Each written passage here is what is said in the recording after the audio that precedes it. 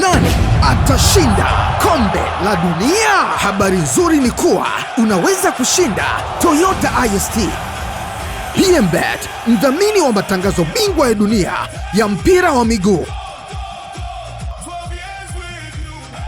Bashiri michezo na PMBet. Kusanya point, jishindie zawadi za pesa taslim kila wiki. Na sio hivyo tu, kila wiki wakati wa kombe la dunia tunatoa Toyota IST. Gari 6 aina ya Toyota IST zinashindaniwa kwenye michuano hii. Wachezaji 100 bora wanaingia kwenye bahati nasibu ya draw ya gari kwa mfumo wa automatic. PMBet, zaidi ya miaka 12 ya kuaminiwa nchini Tanzania. pmbet.co.tz.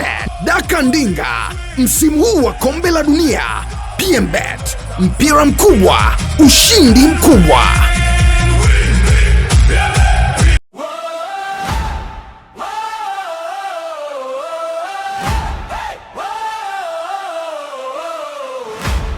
What's up watu wangu, karibuni tena. Huu ni wakati mwingine ambao tunaendelea kuzungumza World Cup Moments 2026. Wote tunafahamu hiki ndio kile kipindi ambacho dunia nzima wote macho yetu yako sehemu moja.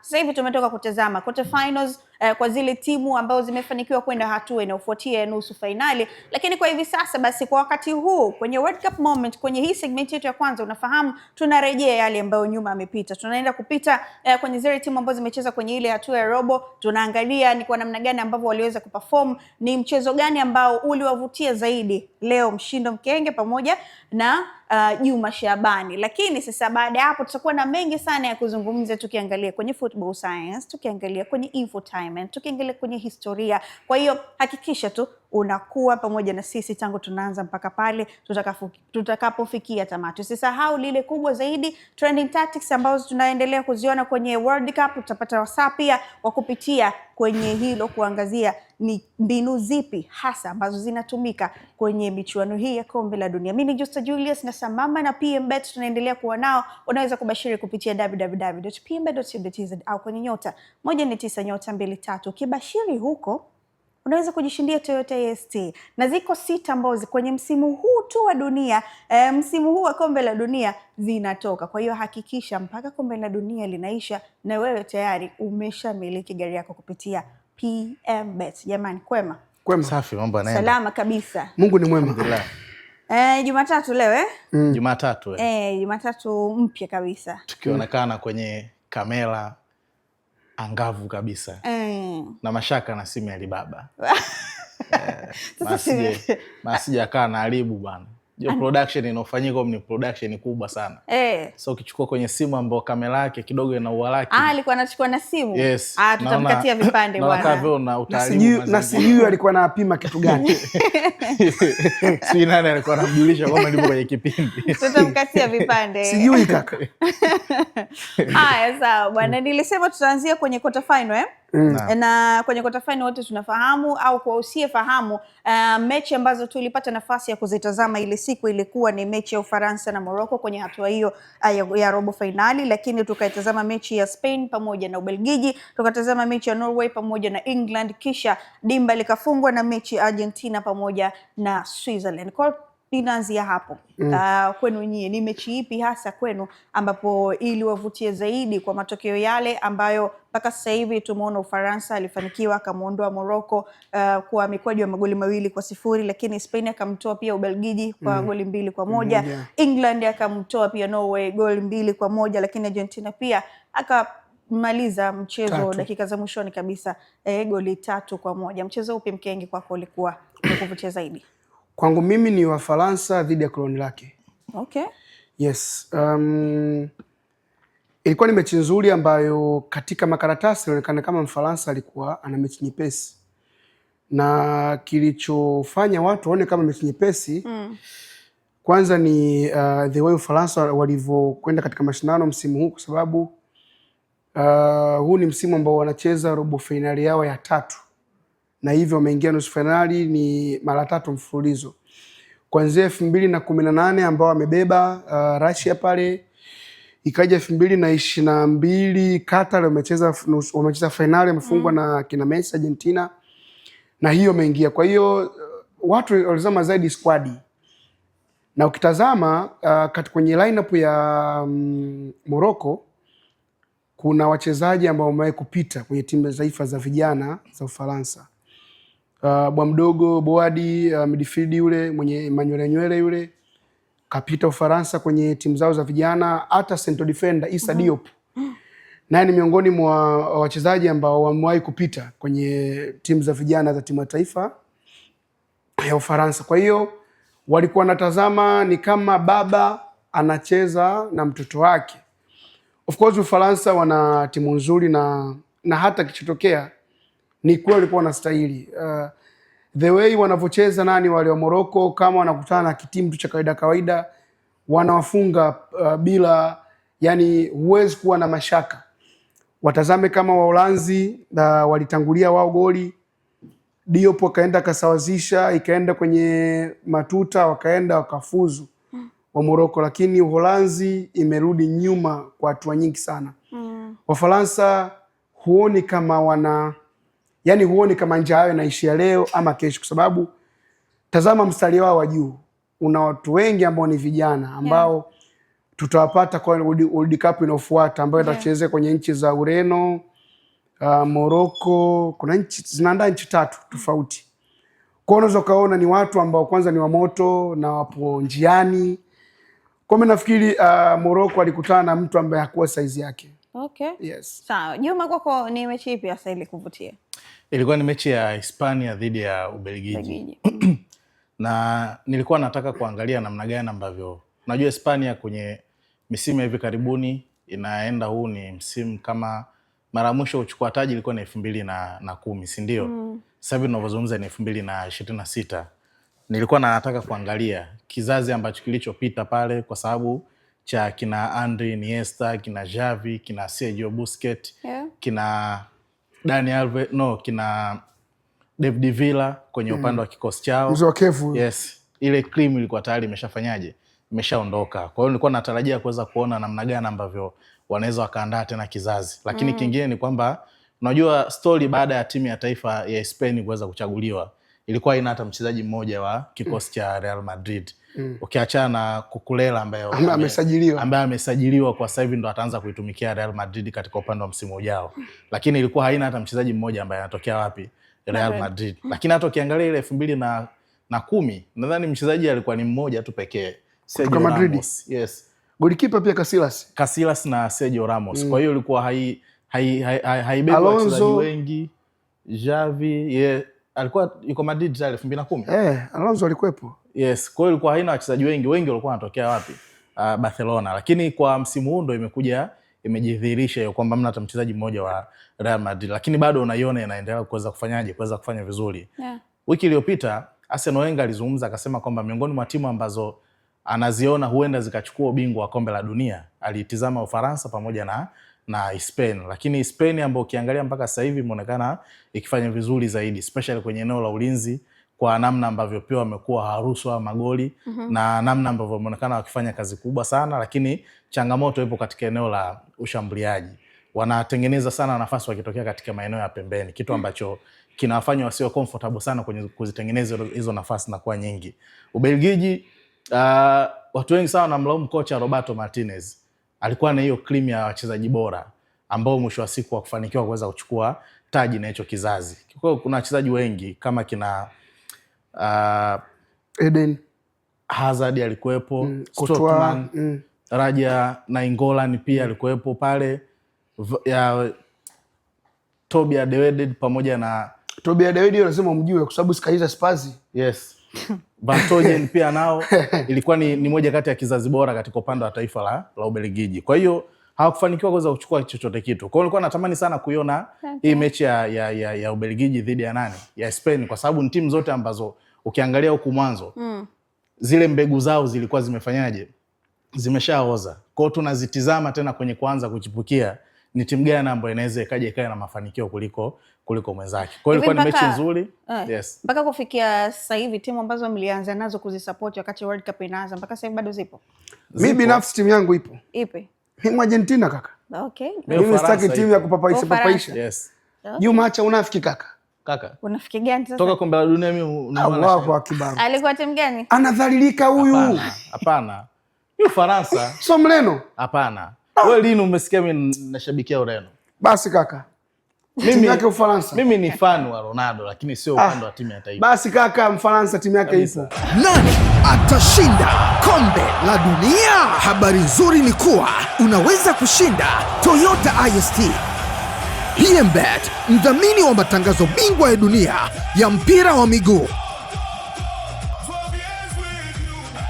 Bashiri michezo na PMBet. Kusanya point, jishindie zawadi za pesa taslim kila wiki. Na sio hivyo tu, kila wiki wakati wa kombe la dunia tunatoa Toyota IST. Gari 6 aina ya Toyota IST zinashindaniwa kwenye michuano hii. Wachezaji 100 bora wanaingia kwenye bahati nasibu ya draw ya gari kwa mfumo wa automatic. PMBet, zaidi ya miaka 12 ya kuaminiwa nchini Tanzania. pmbet.co.tz.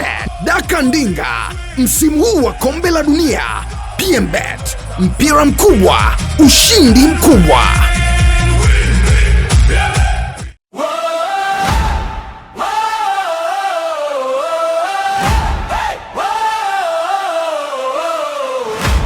Well, this is another segment ambayo tunakutana kwenye Football Science pamoja na infotainment. Kwangu mimi personally, hii ndio ile segment ambayo huwa naifurahia zaidi kutokana na vile vitu ambavyo vinazungumzwa, especially vile vitu vya nje ya uwanja, lakini kwenye Football Science unapata vitu ya kuvifahamu vingine tofauti tu, na mpira umepigwa hivi, umefanya hivi, mara 4-4-2, 4-3-3. Hapa huu sio wakati wake sasa, lakini all in all, hii bado ni World Cup Moments 2026 na bado tuko na PMBet. Kabashiri kupitia pmbet.co.tz au kwenye nyota 149 nyota 23 alama ya reli. Na mimi t-shirt yangu inajieleza Daka Ndinga. Usipodaka safari hii, basi utasubiri tena itoke kila baada ya wiki 5, lakini sasa hivi natoka kila wiki Toyota ST. And niko na mkaka pamoja na Raymond Elias. Ray anatabasamu. Hilo tabasamu hujai kumpa zuu. Nikwambie tu ukweli. Huyu ni kijana wangu kwenye taasisi yetu. Ako unafurahi maendeleo ambavyo ni versatile. Yaani sio kijana ambaye anacheza kwenye nafasi moja, ni kijana ambaye leo fullback, kesho kiungo. Unaweza kumpanga hata striker. Okay. Kwa leo unaingia kwenye nafasi gani sasa? Leo mimi nipo kwa ajili ya kuwajulisha. Actually watu wanajiuliza sana kwa nini siku hizi football imekuwa banned sana na music. Unajua Sasa moja kati ya vitu ambavyo watu hawafahamu ni kwamba muziki umekuwa pacha wa mpira kwa sababu pia wapo wachezaji ambao wanafanya music na ni very popular sana. Kwa hiyo get ready, naenda kukupa ile top 4 ya wasanii ambao wanafanya poa sana. Wapo wengi lakini tutadili na ambao wameshiriki kombe la dunia peke yake. Tukienda out of ambao hawajashiriki kombe la dunia, nafikiri kuna watu wengi sana wafahamu kama Sergio Ramos pia ni msanii. Yes, Ansu Fati. Wapo wengi sana wanaimba, lakini for today to stick kwanza na wale ambao wameshiriki kombe la dunia, kwa sababu kombe la dunia ni moja kati ya vitu ambavyo vimehusisha muziki kwa kiasi kikubwa sana. Tuseme ni 50-50 kwa sababu ukimzungumzia Burna Boy kutengeneza ngoma ya kombe la dunia pamoja na Shakira, unazungumzia ile kitu fulani hivi kubwa sana. Unajua means yani kuna watu ambao hawapo kwa ajili ya football, lakini iliwabidi wafuatilie football kwa sababu walikuwa wanajua kabisa kama mule ndani tayari kuna damu ya Burna Boy, kuna muziki ndani yake. Okay. Mkaka, sasa ukija kutupa list hapo ya wachezaji ambao pia ni wanamuziki, ukimaliza utaniambia na mimi nikupe list ya watangazaji au wachambuzi ambao wako PMTV ambao pia ni wanamuziki. Mbona kama nawajua? Wapo. Kwa hiyo tuanze tu tuende kwenye list yako. Msanii wa kwanza ambaye pia kwa sasa hivi nitamuita msanii ambaye mimi kwangu ni very namkubali, ana muziki mzuri sana, ni Rafael Yawe, mshambuliaji kutoka AC Milan. Aina muziki ambao anaufanya ana rap. Okay. Yes. Ukiwa unawasikiliza kina Country Boys, kina Young Lunya, Young Killer, ndo michezo yake hiyo pia Rafael Yawe. So out of football akiwa pale katikati anafanya mambo yake. Mikataba ikikatika kule anaweza akamia akapiga show zake. Akawa serious huko. Yes, ni bonge moja la rapa. Moja kati ya ngoma zake popular sana inaitwa Time Defense. Okay. Nimejaribu kufuatilia alimaanisha nini. maana yake ni kushinda au muda wa kufunga. Yani yale matokeo ya mwisho. So maana yake ni I'm a winner. Yes, ndio kitu ambacho alikimaanisha kwenye hiyo ngoma yake. Utofauti wake mkubwa sana ambao mimi nimependa, means ana creativity kubwa, ni kwamba ukiachana na jina ambalo mnamfahamu kwenye football, Raphael Leao, yeye ameamua kujitofautisha kwamba tukiwa kwenye mpira call me Raphael Leao, lakini tukija kwenye music niite Way 45. Okay. Hilo ndio jina lake. Lakini msanii wa pili au mambo ya Ace hapo. Kakaangu. Mmoja kati ya watu ambao wamenielea kwenye hii tasnia bwana. Anani inspire bwana.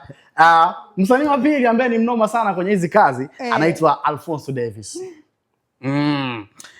Klabu ni Bayern Munich, lakini pia ni fullback wa kushoto. Timu ya taifa anacheza Canada.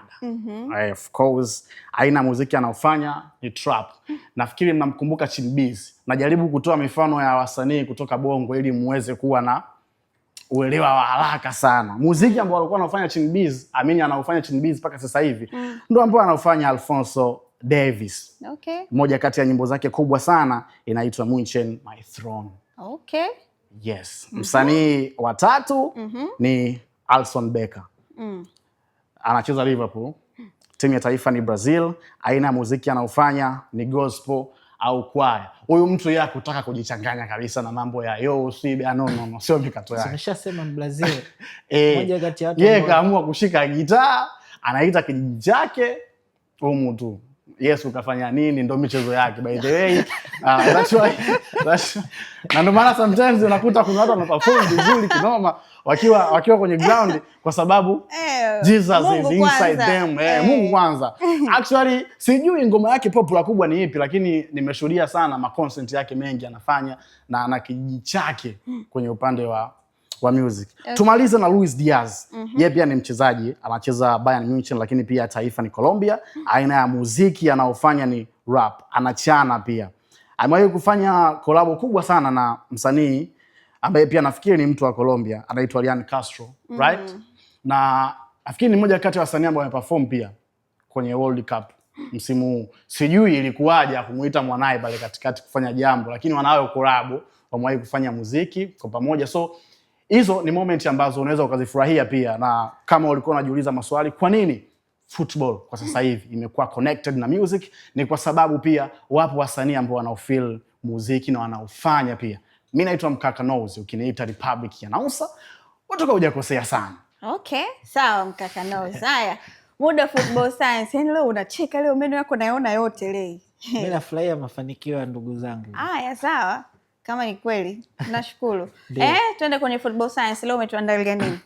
Kwenye football science leo tutazungumzia camera. Vitu ambavyo vinafanya watu wafurahie zile moments, watu ambao hawajapata fursa ya kwenda kwenye pitch wao kama wao ambao wanatazama kupitia runinga zao. Leo tunataka kuzungumza. Sorry, unajua nimecheka, nimekumbuka kuna mtu mmoja aliniuliza ile kamera ambayo anavaa referee ile, anaivaa hapa sikioni.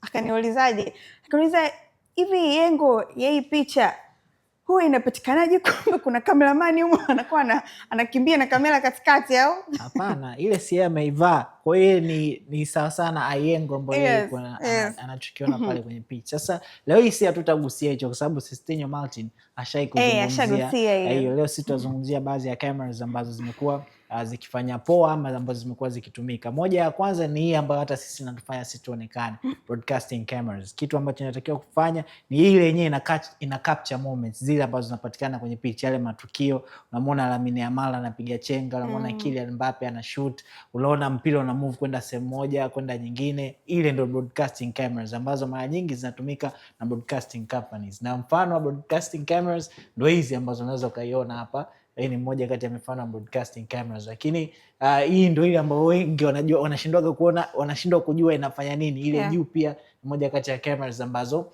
zinatumika kufanya broadcasting ama kuhakikisha unapata picha angavu ambayo inakufanya uenjoy football. Lakini cameras nyingine ambazo zinatumika ni physical data cameras. Yani hizi ni zile cameras ambazo ni mahususi kwa ajili ya kukusanya data za wachezaji. Inaweza kama mchezaji mmoja anafanya nini uwanjani, position yake ikoje, mikimbo yake ikoje, anapenda kukaa kwenye maeneo gani, hit map yake ikoje. Hizi ndo zile ambazo zinakusanya data, taarifa maalum kwa ajili ya specific players. Na moja kati ya unaweza kukaziona jinsi ambavyo zipo, kuna muundo wake ambazo zikikaa juu unaziona ni hapa. Inaweza kama position kwa ajili ya kumzoom mchezaji fulani, movement zake zikoje. Lakini ukija kwenye structure ya mchoro ndo hizi hapa, na position yake huwa inategemeana na aina ya uwanja, lakini pia position ambayo unataka kupata a clear picture. Lakini cameras nyingine ni zile ambazo zimekuwa na controversial kutosha sana, VAR cameras ambazo tunafahamu ni mahususi kwa ajili ya kuwasaidia waamuzi kufanya maamuzi ya kile ambacho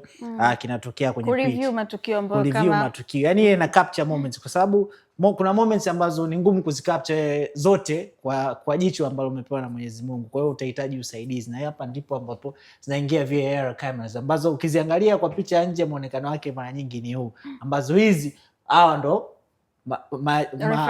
referee ambao wanatumika sasa kureview yale matukio kwamba okay, ili tukio imekuaje kwaje, lakini wanapata wapi hizo picha? Ni hizi cameras ambazo zinawasaidia kupata kuna kamera maalum za VAR kwa ajili ya kuhakikisha ile moment haipitwi, na referee wanapata wasaa kuweza kureview na kutoa kitu kwa ufanisi mkubwa. Na hizo ni baadhi tu ya cameras ambazo zipo kwenye World Cup week kuhakikisha tunapata kile kitu ambacho kinatakikanika. Lakini cameras zingine Sistinho Martinez alizizungumzia kwenye segment hiyo. Sasa nimegundua kwa nini VAR kwetu ni ngumu. Hapa zipo. Sababu ukimsikiza tu rais wa shirikisho anakuambia kwanza ni gharama. Yaani ukishaona mtu mzima anakuambia ni gharama. Na gharama yake inaanzia hapa. Lakini kuna hizi zingine pia ambazo na sisi tunaweza tukaja kukopa. Physical data cameras. Tunaweza tukaja kuzihitaji.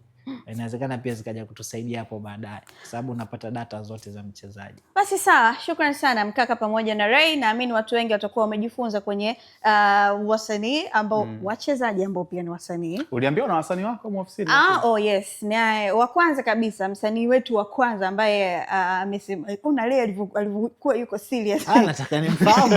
Pengine mimi tu simfahamu na fanya kazi. Tunajua Shabani Soda ya Bemba.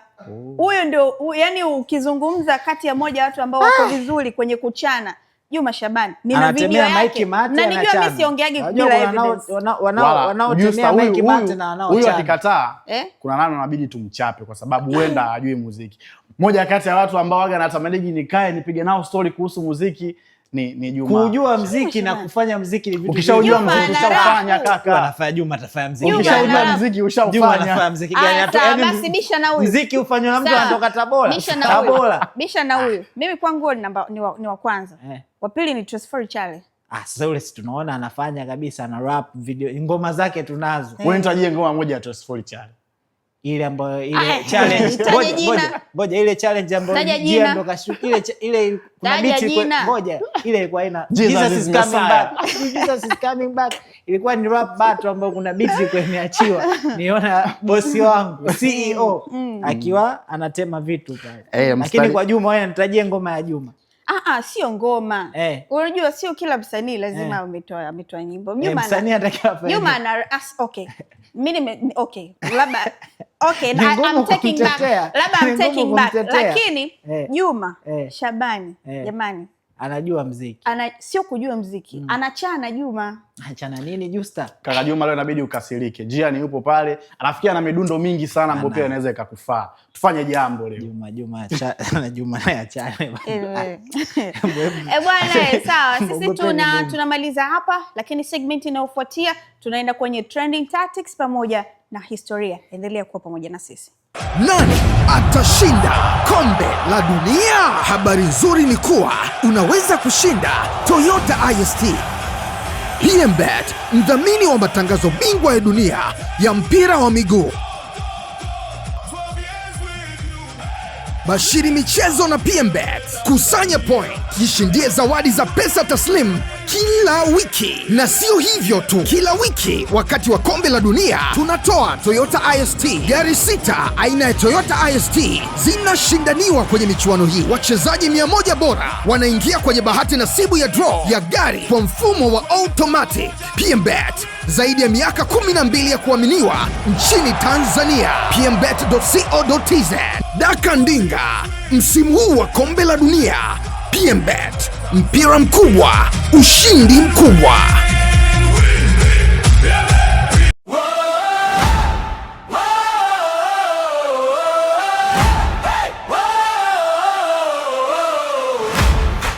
again na tuko sasa hivi wakati wa historia pamoja na trending tactics. Niko na Abdullah Mshinda Mkenge, mkongwe mwenye mtu mzima, mtu mzito, mtu big, lakini niko na Sistine Martin. Nisiendelee zaidi hapo naomba. Mko fresh. Mimi nafikiri ukisema mtu big inakaa vizuri. So mtu mkongwe bana. Ukitaja wakongwe unanipa cheo ambacho mimi sina. Kila siku unaikataa Mkenge. Hapana. Kila siku jamani. Yaani Dr. Liki bado anafanya kazi, Dr. Mwema anafanya kazi. Mimi unajua uone mimi ukongo wangu. Nimeanza kufanya kazi siku nyingi tu. Mkonga ukikataa ukongo, kumbuka kuna watu sasa hivi wanaenda kutambulika wa kufanya kazi kwa sababu ya ukongwe kazini. Shida yangu mimi kama Michael Owen amestaafu mpira miaka 32. Lakini unajua shida nini? Owen kaanza kucheza akiwa mdogo. Michael Owen ana miaka 16. Anacheza finali za mwaka 98. Kaunguluma Ufaransa. Owen ni miaka 32. Shughuli hamna. Basi sawa, Mkonga naamini leo tuna kitu fulani viki tofauti cha kule Argentina. Unajua sidhani kama mnajua nyinyi kama Messi na Maradona of course ni miongoni mwa watu wakubwa wale kupita katika soka la Argentina, lakini mtu ambaye ana marafiki na ni mtu ambaye ni kipenzi cha marafiki nchini Argentina ni Maradona na sio Messi. Yes. Ballon d'Or ngapi? Nani? Haijalishi kaka mzee wangu. World Cup. No, maana Maradona pia nayo. Maradona mwaka 86 anawafunga Waingereza. Tena hii mechi ya nusu finali ina kumbukumbu nyingi ndani yake. Kwa sababu nakumbuka ile ilikuwa ni mechi ya nusu finali. Maradona anawafunga goli 2 Waingereza. Goli la kwanza kaenda akapiga na mkono wa Mungu kina Terry Butcher wakamind na nini, kasema subiri mzee wangu, sijabahatisha. Goli la pili kaanza kuchambua kama ukisiachambua kama karanga, ndio alifanya Maradona. Hadi mzee Shilton, magoli alikuwa Peter Shilton. Hadi bila yake pia kakombwa chuma. 1986 hiyo kaka. Nilikuwa hapo pale. Karanga zako hazijaliwa hapo kaka. Sio ulikuwepo. Acha mambo yako. Ngoja niwaambie. Sababu inafanya watu wamkubali zaidi Maradona na sio Messi. Maradona amezaliwa kama Messi ambavyo amezaliwa na kulia Argentina, lakini tofauti Messi hajacheza timu kubwa. Unajua Argentina wana timu zao kubwa kama unavyoona hapa, labda Simba, Yanga na nani. Argentina pale kuna River na Boca. Maradona yeye amepita Boca. Unaweza kaona, na hao ni mashabiki ambao kwa sababu hata katika ule uwanja la Bombonera nyinyi mnasema mnasema El Clasico ambao ndo mnaamini ndo mechi kubwa. Lakini siku ikicheza Super na wakicheza River na Boca, Super El Clasico na uwanja la Bombonera kwenye uzio ule kunawekwa shoti. Kwa sababu yani kama unasikia kuna watu machizi wa mpira basi wako hapo. Kwa sababu watu muda mwingine wanachizika justa, wanaenda kushika hadi defense na kutaka kuingia uwanjani.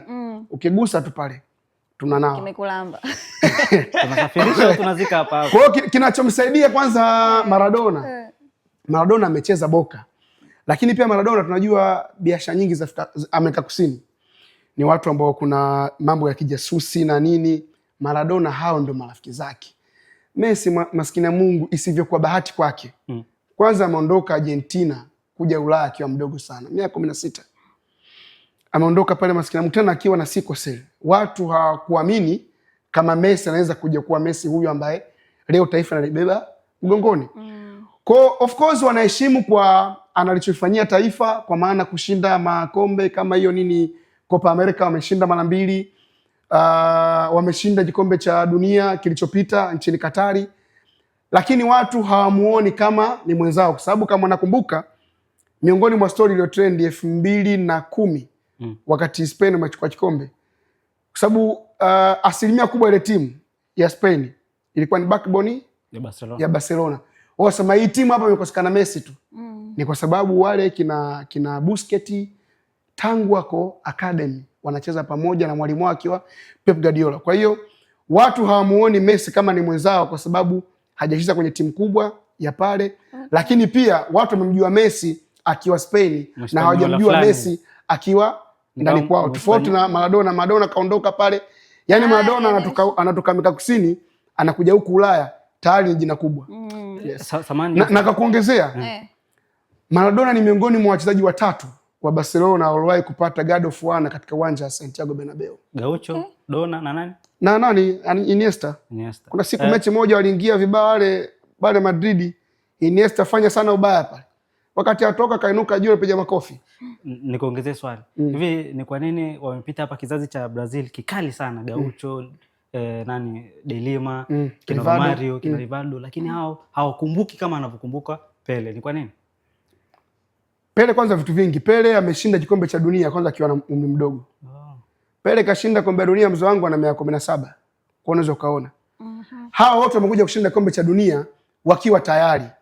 Pele ni bwa mdogo kabisa, miaka 17. Brazil juu ya mgongo, watu wanaenda kuchukua kikombe. Mwaka 50 kaka hiyo. Ulikuwepo? Mimi mwenyewe hapo bado tena, hata bado. Mwaka 50 huo. Sawa. Kwenye trending tactics system. Bwana, leo kwenye tactics ambazo zina trend kwenye World Cup tumeandaa trend ya mchezaji mmoja. Kama unakumbuka kwenye juma lililopita au kwenye episode iliyopita tulidiscuss sana Martin Odegaard.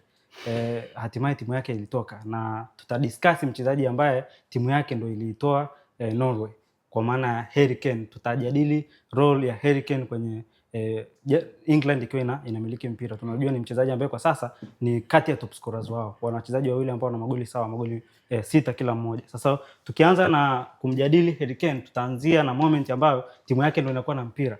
Role yake ni ipi England inapokuwa na mpira? Tunajua Harry Kane ni mshambuliaji huko mbele, lakini anakuwa na role kwa sababu mara nyingi sisi tunajua England ikiwa inafanya build up, mara nyingi wanapenda sana kuanzia golini kwao. Kwa nini wanapenda kuanzia golini kwao? Ni ku attract pressure. Sasa hapa tumechukua video moja ya build up zao kwenye mechi dhidi ya Croatia. Sasa ukiangalia kwenye hii mechi utaona mpira uko kwa Pickford na utaona ni wamewakaribisha zaidi hawa Croatia kwao. Sasa utaona namna gani waliunyumbulisha muundo wao. Tunajua wanatumia 4-2-3-1. Sasa utaona namna gani waliunyumbulisha muundo wao wa kiuchezaji kwenye hii mechi.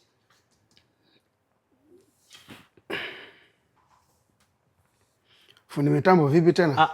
Hii fit na hii. Okay. Tunaanzia mpira uko kwa Pickford. Mpira uko kwa Pickford na tutaona namna gani wanawakaribisha kwao. Na situation yenyewe ni build up from back wakati hao wana press high. Na ukiangalia muundo hapo unasomeka kama wanne. Utaona wale wanne ni hawa wawili. Kwa maana kwamba hapa ilikuwa ni 4-2-3-1 lakini imenyumbulika wakati wa kufanya build up. Unaona kuna watu watatu nyuma. Karibu na Pickford yupo beki moja, hapo kuna Ezri Konsa pamoja na Mark Gay, lakini mbele yake kuna mstari wa watu wanne, viungo wawili wakati, hapa utamwona Anderson pamoja na Declan Rice, lakini kwenye mashavu mawili kuna wachezaji wawili, Nico Ryle pamoja na beki wa upande mwingine. Lakini huku mbele utaona kuna situation imetengenezwa. Kwanza kwenye mapana uwanja kuna watu wawili. Kuna Anthony Gordon, lakini huku pembeni kuna Noni Madueke. Lakini katikati kuna Harry Kane ambaye ni mshambuliaji. Utaona situation ya Harry Kane ni kama kashuka chini. Na hapa hivi huko sawa nani wa Jude Bellingham. Lengo lake ni kuattract hawa ili wapate hii space. Sasa tunaona wanaenda kuipataje hiyo space yenyewe.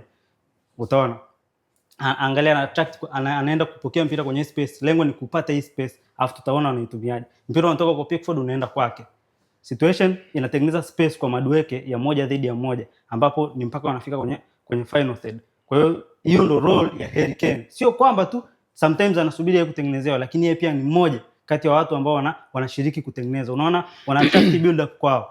Lengo la kuattract build up kwao ni kwamba kwanza wapate hii depth kubwa ya uzuiaji kuliko wangewakuta wao wamefinya uwanja. Wanaanzia kwao ili wawavute wapate hizi spaces katikati ya mstari. Moja kati ya space ndio hii Harry Kane. Anashuka chini ana attract mtu huku situation inabaki moja dhidi ya moja kwa watu wa pembeni, then inakuwa rahisi wao kufika kwenye final third na kutengeneza chance. Yeye anakuwa moja kati ya playmakers. Na advantage ya hiyo pasi imevunja mistari miwili. Ni pasi mbili tu zimefikisha mpira kwenye final third. Kwa hiyo ni moja kati ya roles za Harry Kane, mbali na ile role mama kwamba yeye ni mfungaji, yeye pia ni mchezeshaji, playmaker. Hizo shughuli Ronaldo yeye asifanyi. Ronaldo anaanza afunge. Sasa mbona mada umeinanilia? Sasa huko tumefikaje? Tumefikaje?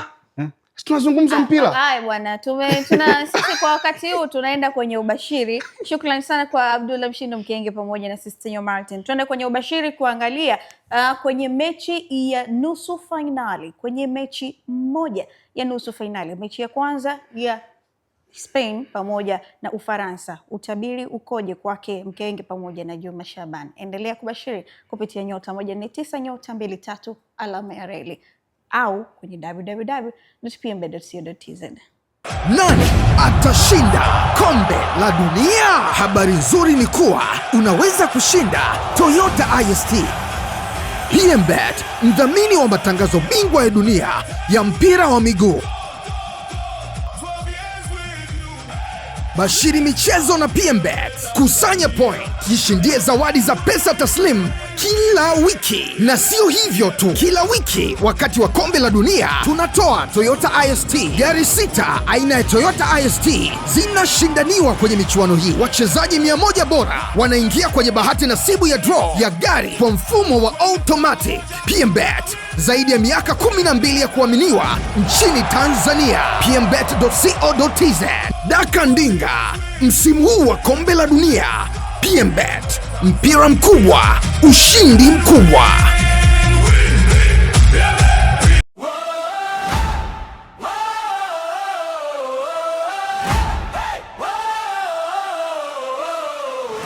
Naamini tutakuwa tuna mengi sana ambayo tumejifunza kutoka kwenye trending tactics za 2026 World Cup moments, lakini kwenye historia ambayo tumetoka pia kuipata kwa Abdullah Mshindo Mkenge. Sasa kwa wakati huu ambapo tunaelekea kufunga, sasa nataka nipate tu utabiri kutoka kwa Juma pamoja na Mkenge.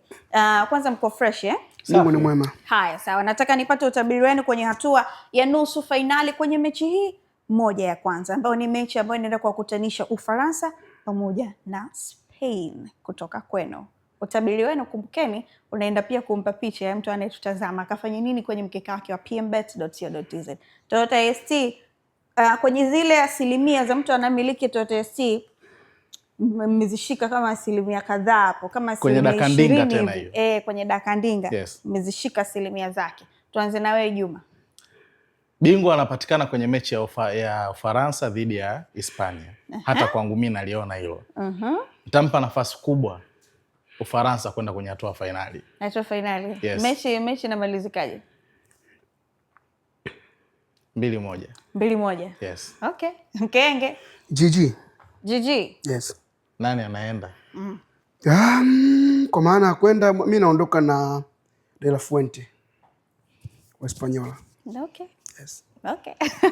Sawa, na wewe pia tuandikie kwenye comment hapo chini, unaamini nani anafanikiwa zaidi kwenye hatua ya fainali kutoka kwenye mechi hii ya nusu fainali ya Hispania pamoja na Ufaransa. Mpaka sisi hapa tumefikia tamati, hatuna tena la ziada. Usisahau kwenye *149*23 alama ya reli. Hiyo ni sehemu pia ambayo unaweza kuweka ubashiri wako na ukashinda pia Toyota IST kupitia Dakandinga kwa PMBet. Bye.